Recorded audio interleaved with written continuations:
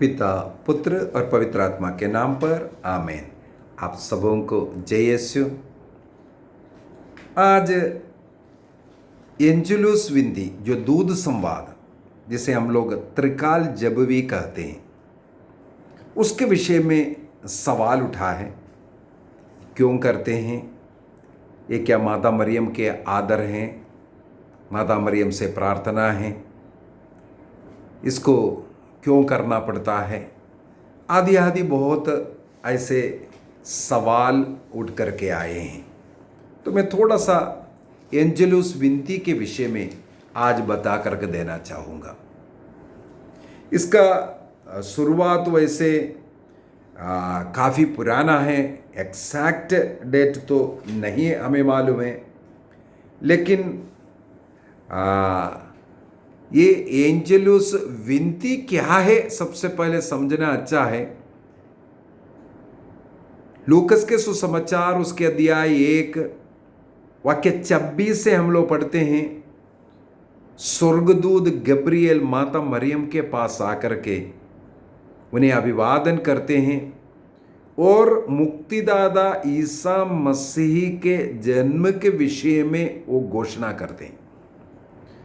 तो स्वर्गदूत गब्रिएल माता मरियम से जो संवाद किया, इसी को ही हम लोग दूध संवाद कहते हैं। इसको क्यों महत्व दे रहा है ये भी तो जानना है। दूध संवाद अर्थात गब्रिएल स्वर्गदूत माता मरियम के पास आकर के ये जो संदेश ईसा मसीह के जन्म का संदेश नहीं दिया था, तब तक हजारों सालों से विशेषकर इस्राएली लोग, यहूदी लोग मुक्तिदाता का राह देकर के बैठा हुआ था। मानव जाति इस संसार पाप से कब मुक्ति प्राप्त करेंगे और मसीह का आगमन का इंतजार कर रहा था। तो ये गब्रिएल स्वर्गदूत माता मरियम के पास आकर ये संदेश सुनाना, ये संसार की एक बहुत बड़ा घटना हुआ है। ये संदेश संसार को ये सुनाया गया, तुम्हारा मुक्तिदाता का आगमन का समय हो गया, तुम्हारी मुक्ति का समय आ गया है।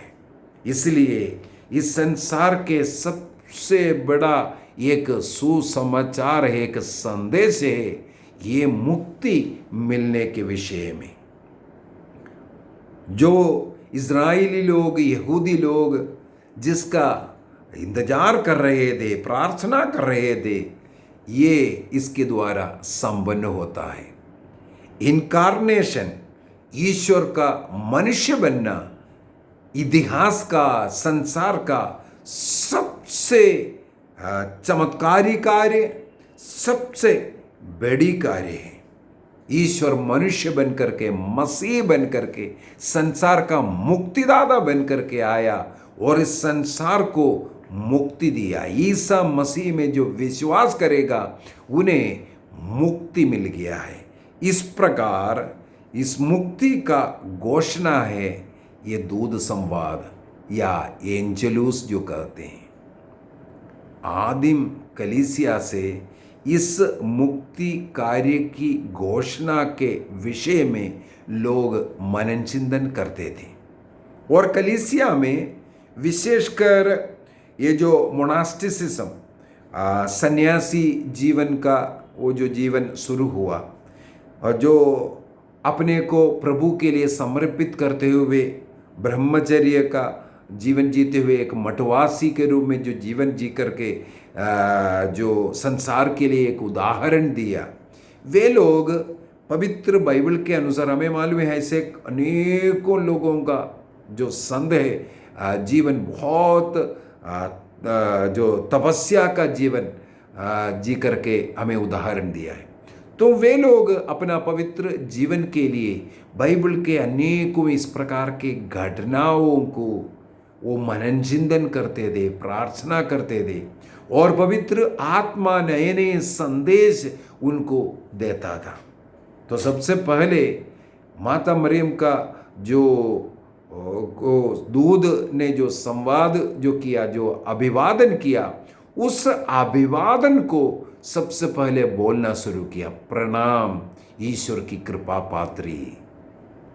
दूध ईश्वर की ओर से आकर के एक साधारण एक कुंवारी को प्रणाम करते हैं, उस वचन को रिपीट करते थे, क्योंकि उसमें इतना शक्ति था। ये जो दूध संवाद में दूध का ये जो प्रणाम के द्वारा शैतान का नाश होना शुरू हुआ था। इसलिए मठवासी लोग उस वचन को बोलते हुए, जो दूध का जो संवाद में जो सबसे पहले जो सल्यूटेशन है, उसको बोलते हुए वे प्रार्थना करना शुरू किया। प्रणाम मरिया प्रार्थना का प्रारंभ केवल स्वर्गदूत का उस सल्यूटेशन था। बाद में एलिजाबेथ का जो अभिवादन वाला भाग को भी जोड़ा गया। इसके बाद हमारे लिए प्रार्थना करो बोल करके अगला भाग को जोड़ा गया। धीरे धीरे 3 प्रणाम मरिया को बोलना कलीसिया में शुरू किया। मैंने एक इससे पूर्व में भी क्लास में बताया था, विश्वास, भरोसा और प्रेम, 3 ईश्वरीय गुण, पिता, पुत्र और पवित्र आत्मा, त्रिएक ईश्वर, इन सब का मध्यस्थता के द्वारा, उन सबों से जुड़े रहने के लिए माँ मरियम की मध्यस्थता द्वारा ये ईश्वरीय प्रेम, विश्वास और भरोसा में जीवन जीने की कृपा मिलने के लिए ये 3 सल्यूटेशन ऑफ गब्रियल, अभिवादन, गब्रियल दूत का जो अभिवादन बोलने का एक तरीका जोड़ा गया। इसके बाद बाइबल के इन 3 वचनों के सल्यूटेशन में जो हुआ, ये जो इनकारनेशन के लिए संसार के सामने जो घोषणा किया था, उनमें से वो 3 वचनों को उठाकर इन 3 प्रणाम मरिया के साथ जोड़ दिया, जिसे हम आज एंजेलुस कहते हैं या दूध संवाद कहते हैं या त्रिकाल जप कहते हैं। से त्रिकाल जप क्यों कहते हैं? इस प्रार्थना को दिन में 3 बार करना है। उसके लिए भी नियम बनाया हुआ है। सुबह 6 बजे के समय, दोपहर 12 बजे के समय और शाम को 6 बजे के समय पर। पुराने समय पर जब सुबह का जो 6 बजे का दूध संवाद प्रार्थना है, त्रिकाल जब करता है, एंजेलुस जो करता है, तब ईसा मसीह के पुनरुत्थान के विषय में उद्धित प्रभु, जो मृत्यु से जी उठने वाला प्रभु पर मनन चिंतन करते हुए ये प्रार्थना करता था, क्योंकि अंधकार मिट करके सूर्योदय के साथ ईसा मसीह का उस जी उठने का को मनन चिंतन करता था। और दोपहर का 12 बजे के समय का ईसा मसीह का दुख पीड़ा का समय है, इसलिए मसीह का दुख पीड़ा पर मनन चिंतन करते थे। और शाम 6 बजे जब ये प्रार्थना करते हैं, उस समय पर अंधेरा होना शुरू होता है, लेकिन इसके बाद उजियाला आएगा, उस बात को घोषणा करते हुए, उस बात का नया सवेरे का इंतजार करते हुए वो जो घोषणा करने वाला ये सिस्टम कलीसिया में चल रहा था। तो सुबह, दोपहर को और शाम को 3 समय पर ये दूध संवाद प्रार्थना करते थे। साथ ही साथ इस मोनास्टिसिज्म में इन लोगों ने एक और कार्य शुरू किया, गिरजा का जो घंटा बजाना। इसको क्रूज घंटी भी कहते हैं, दूध संवाद एंजेलुस घंटी भी कहते हैं। एंजेलुस घंटी 3 घंटी रुक रुक करके 3 बार बजाना और लास्ट में लगातार बजाते हैं। इसको एंजेलुस घंटी कहते हैं, क्रूज घंटी भी कहते हैं। 3 घंटी को थोड़ा सा पॉज कर करके रुक रुक करके 3 बार बजाना। ये फिर से तृत्व की ओर, दूध संवाद के 3 भाग की ओर ये इंगित करता है। लेकिन इससे बढ़कर के इसका लक्ष्य क्या है? ये घंटी बजा करके लोगों को ये बताता था ये प्रार्थना का समय, दूध संवाद का समय है, सब खड़े होकर के प्रार्थना कीजिए। मुझे याद है हमारे बचपन में जब चर्च का ये घंटी सुनता है, हम लोगों को सिखाया था जहाँ कोई भी काम कर रहे, काम रुका करके रुको, खड़े हो जाओ और दूध संवाद प्रार्थना करो।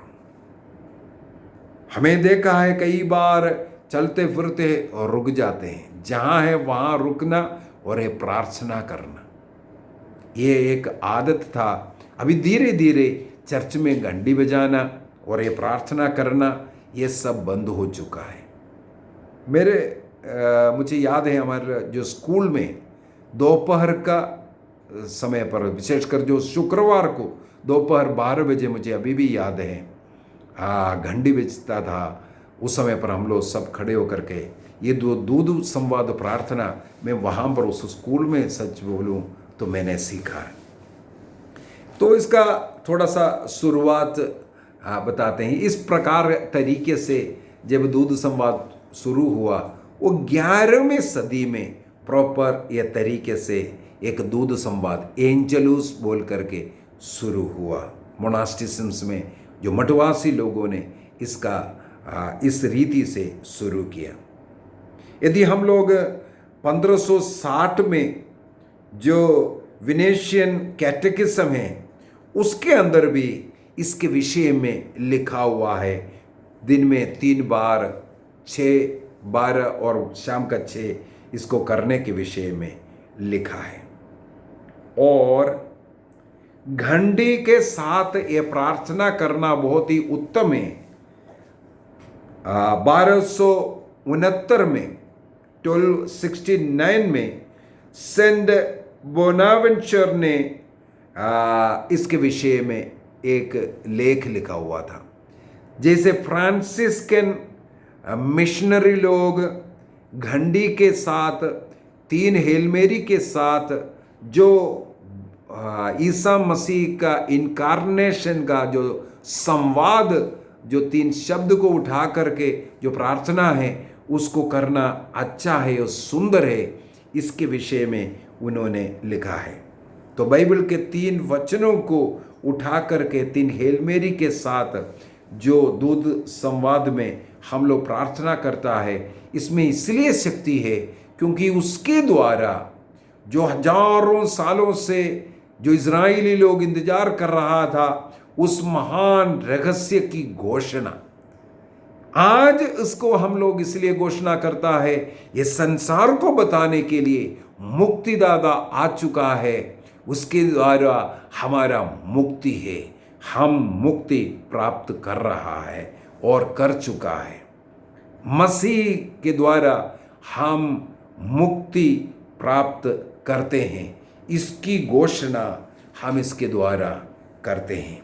मसीह का, ईश्वर का मनुष्य बनने का घोषणा है इसके द्वारा।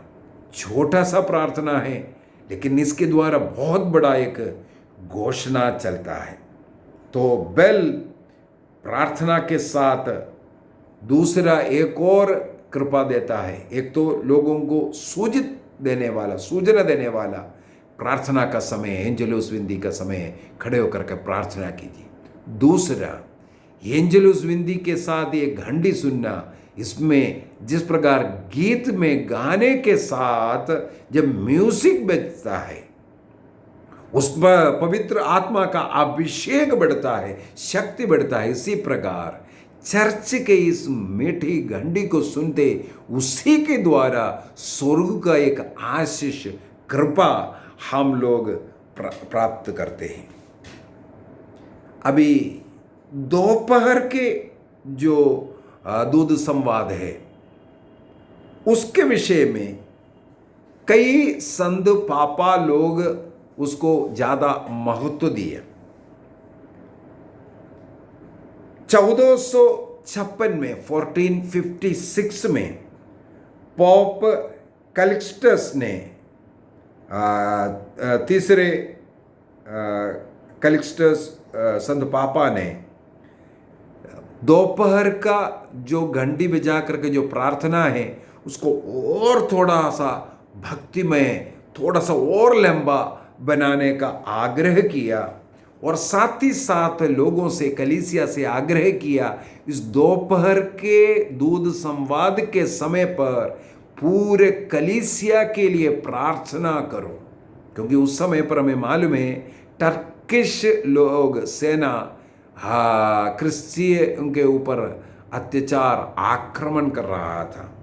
तो इस दोपहर के एंजेलुस के साथ ऐसे लोगों के मन परिवर्तन के लिए और क्रिस्तीय समुदाय को लोगों से संरक्षण मिलने के लिए, ऐसा आक्रमण से, दुश्मनों से संरक्षण मिलने के लिए प्रार्थना करने के लिए आग्रह किया। इसका 500 साल का जो सेंचुरी जब मनाया, 500 ईयर का सेंचुरी 1456 में था। इसका मतलब 500 साल के बाद 1956 में पोप पियूस 12वें ने पुनः एक पत्र लिख करके यूरोप की कलीसिया और चीन के जो कलीसिया, वहाँ पर जो अत्याचार सह रहा है, हमारा भारत देश में भी बहुत ज़्यादा अत्याचार क्रिस्तियों पर हो रहा है, यहाँ पर संत पापा ने आग्रह किया, इस प्रकार अत्याचार सहने वाले क्रिस्तियों के लिए दोपहर का ये जो एंजेलुस विनती है उसको समर्पित कीजिए, उसके द्वारा प्रार्थना कीजिए। इसके बाद ये जो मिड डे जो एंजेलुस है उसको कलीसिया के प्रोटेक्शन के लिए, चर्च के प्रोटेक्शन के लिए विशेष रूप से प्रार्थना करना शुरू किया। 1974 में पोप पॉल VI ने कलीसिया से फिर से आग्रह किया, दोपहर का ये जो एंजेलुस विनती है उसमें कलीसिया के लिए प्रार्थना करो। ऐसे अनेकों संत पापा लोगों के विषय में हमें मालूम है इसको शुरू करने का और प्रार्थना करने का और विशेषकर कलीसिया को समर्पित करने का आग्रह किया। कहा जाता है संत पापा अर्बन II ने इस प्रार्थना को आज के रूप में लिख करके प्रस्तुत किया। कोई कोई कहते हैं नहीं, ये जॉन 22वें ने इसको 1317 में इस रूप में लिख करके दिया, ये भी कहते हैं। लेकिन हमें मालूम है 11वीं सदी से ये प्रार्थना चल रहा था, उसका कई प्रमाण है। और लेकिन आज का जो प्रार्थना का जो 3 सेंटेंस उसी प्रकार जो, और इसके बाद हम प्रार्थना करें बोल करके जो प्रार्थना, ये जो रूप धीरे धीरे बाद में है, हो सकता है इन संत पापा में किसी एक ने किया हो। 1472 में 1472 में फ्रांस के राजा लुईस 9 ने अपने देश में घोषणा किया 3 बार का ये जो एंजेलुस है ये प्रार्थना सब लोगों को करना है। इसलिए बाजारों में, ऑफिसों में, हर जगह पर एंजेलुस घंटी बजाना और ये प्रार्थना करना प्रारंभ हुआ। और जितने भी कैथोलिक स्कूल है, आज भी अनेकों स्कूलों में विशेषकर फ्राइडे 12 बजे हमें मालूम है कई जगहों पर बजाते हैं, ये एंजेलुस विनती करते हैं। और जर्मनी में मैंने पढ़ा है इवन प्रोटेस्टेंट लोग, लूथरन लोग तो करता ही है, लेकिन अन्य कई प्रोटेस्टेंट लोग भी अपने चर्चों में ये एंजेलुस घंटी बजाते हैं। आयरलैंड के बारे में मैंने सुना है, इवनिंग जो न्यूज़ शुरू होता है 6 बजे टेलीविज़न में, उससे पहले ये एंजेलुस विनती का घंटी बजते हैं, एंजेलुस विनती चलता है। और उनके जो रेडियो है उसके अंदर भी तीनों समय का एंजेलुस विनती चलते हैं। ऐसे कई कंट्रीज़ के विषय में मैंने पढ़ा है। मेक्सिको रेडियो है, ब्राज़ील में, फिलीपींस में, कनाडा में, सब रेडियो टेलीविज़न के द्वारा भी इस एंजेलुस विंदी को करते हैं। और आजकल हमें मालूम है हर इतवार को दोपहर को जब 12 बजे संत पापा स्वयं इस एंजेलुस प्रार्थना लीड करते हैं। सेंट पीटर स्क्वायर में संत पापा स्वयं इसको लीड करते हैं और एक छोटा सा वचन की घोषणा भी होता है, उपदेश भी देता है। संत पापा जॉन 23 में ने कहा, जो सेंट पीटर्स स्क्वायर में इस प्रकार का एंजेलुस विंदी को लीड करते हुए हमारा क्रिश्चियन विश्वास का पूरा निचोड़ इसमें रहता है। इसी वजह से एंजेलुस विंदी हर रोज नियमित रूप से 6 बजे सुबह, दोपहर को 12 बजे और शाम को 6 बजे ये करने का प्रयत्न करना है और सारे संसार के लिए हमें प्रार्थना करना है। और इसके द्वारा ईसा मसीह का जन्म, उनके इस मुक्तिकारी जीवन, उनके दुख भोग और उनके पुनरुत्थान पर हम इसके द्वारा मनन चिंतन करते हैं। देखने में छोटा प्रार्थना लेकिन आशीष बहुत बड़ा। आइए हम अपनी आंखों को बंद करें, एक निर्णय करें, जितना हो सके हम कोशिश करेंगे हर रोज ये एंजेलुस विंदी करने के लिए। दूध संवाद या त्रिकाल जब इसे कहते हैं, 3 समय पर होता है, इसलिए इस प्रार्थना का नाम त्रिकाल जब रखा है। एक निर्णय करें, 3 समय हम बड़े भक्ति के साथ प्रभु यीशु मसीह का संसार में जन्म लेने का घोषणा करेंगे। शैतान का विनाश का घोषणा है और संसार को मुक्ति मिलने का घोषणा है। एंजेलुस विंदी चर्च के घंटी के साथ, और ये भी हम इंश्योर करेंगे हर एक चर्च में ये 3 समय पर एंजेलुस घंटी भी बजाएंगे। इस प्रकार वो कृपा चर्च से लोगों तक हर घर में बहना शुरू हो जाए। इस समय पर हम विशेष रूप से प्रार्थना करते हैं, कुछ निसंतान दंपतियों को याद कर रहा हूँ। जितने भी निसंतान दंपति हमसे प्रार्थनाएं मांगे और संसार भर के हजारों लाखों ऐसे लोगों को समर्पित करते हैं। उनके शरीर में यदि कुछ कमियां हैं, रोग है, प्रभु उन रोगों को चंगाई दे और उन्हें पूर्ण रूप से स्वस्थ रखे। सारे निसंतान दंपतियों को संतानों की आशीष मिले, एक नहीं कई बच्चे मिले। हे प्रभु, जब कभी ये प्रार्थना करेंगे, आपकी ओर अपने हृदय आंखों को उठाकर तुझे पुकारेंगे, आप स्वर्ग से इन पर दया करना। ऐसे तमाम निसंतान दंपतियों को संतान की आशीष इसी समय पर मिले। हर एक स्त्री अपने शरीर के अंग अंग को प्रभु को अर्पित करे, विशेषकर यूट्रस, फेलोपियन ट्यूब, ओवरीज, और पुरुष स्त्री दोनों अपने पूर्ण रूप से शरीर को, जीवन को समर्पित करें।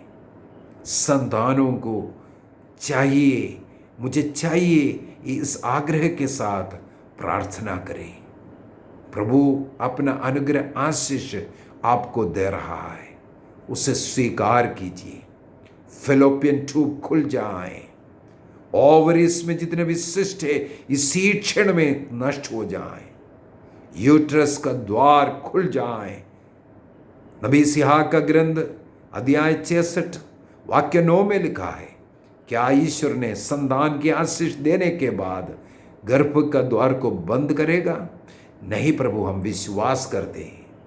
जिस प्रकार स्तोत्र ग्रंथ 113 वाक्य 9 में लिखा है, तो वंध्या को आनंद प्रदान कर पुत्रवती मां के रूप में घर में बसाता है। यस जीसस, धन्यवाद जीसस। इसी समय पर सबों को संतान की आशीष मिले।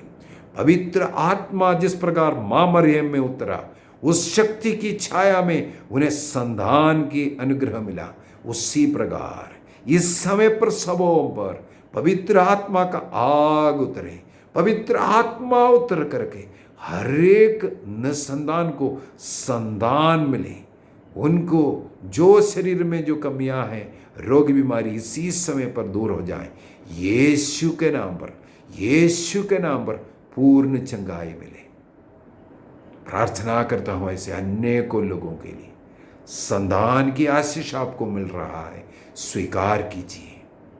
प्रभु आप सबों को अनुग्रह आशीष प्रदान करे, पिता पुत्र और पवित्र आत्मा के नाम पर आमीन। आप सबों को जय यीशु। प्रभु में आनंदित रहिए। प्रभु आपको आशीष दे।